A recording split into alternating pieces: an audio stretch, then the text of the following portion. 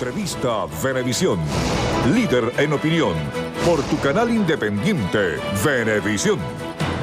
Hoy con la visita de Andrés Velázquez, aspirante a la gobernación del Estado Bolívar por la Unidad. Bienvenido a Venevisión. Gracias, Eduardo. Ya fue primer mandatario en esta región durante 2 periodos cuando se abría el proceso de la descentralización. Volver a esta aspiración, ¿en qué condiciones? ¿Cómo ha sido la campaña, la confrontación electoral? Bueno, efectivamente, a mí me correspondió ser pionero, si se quiere, de este proceso tan interesante. Yo digo, el más interesante y profundo proceso de democratización, que era acercar el gobierno a la gente. Y eso se dio por la vía de la elección directa de gobernadores, de alcaldes.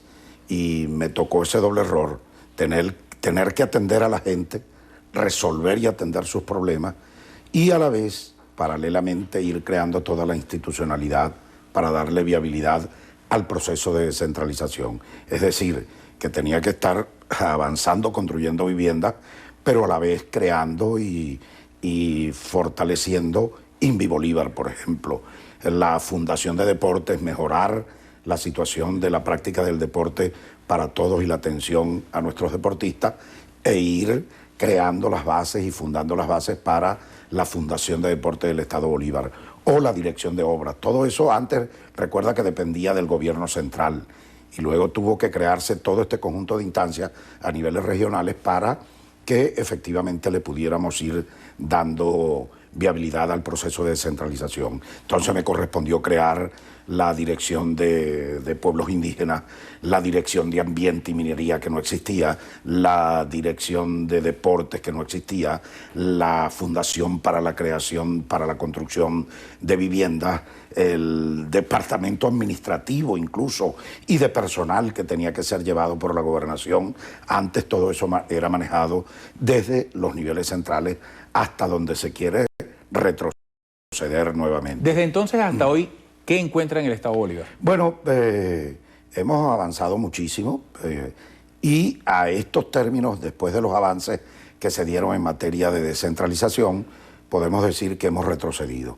Hemos retrocedido porque, en definitiva, tenemos un gobierno nacional que quiere, de alguna manera, retrotraernos a las decisiones de carácter centralista. Es decir, que esa facilidad y esa rapidez con la que el pueblo en cualquier determinado estado del país podía tener una respuesta relacionada con, qué sé yo, tapar un hueco, comprar un aire acondicionado, comprar unas medicinas, un transporte escolar, que se hace de manera directa por las administraciones regionales o locales.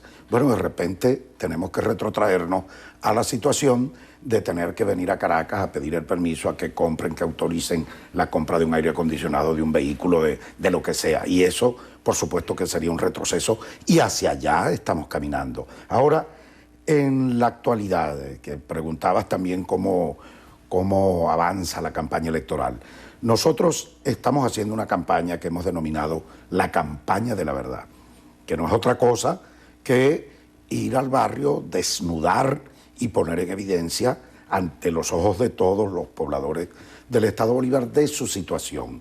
Y en medio de todo esto, bueno, yo he tenido que soportar guerra sucia, una campaña terrible de guerra sucia, de calumnias, de insultos. He tenido que trajinar con el desequilibrio de la campaña, porque en Venezuela tenemos un grave problema en relación a las campañas electorales entre oficialismo y sectores opositores, que no son equilibradas las campañas.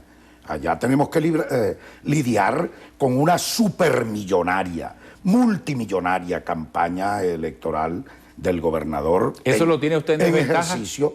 Bueno, pudiéramos decir que desde el punto de vista de la publicidad, de los recursos que se manejan, el gobernador regalando tostiarepa, regalando nevera, colchones, lavadoras y microondas y cosas por el estilo, de repente te puede colocar... ¿Hay encuestas? ¿Se ha medido cómo van las candidaturas? No, hasta ahora no ha habido encuestas, salvo las que de manera interesada se maneja por parte del sector oficialista. ¿Cuáles son los problemas críticos en Bolívar?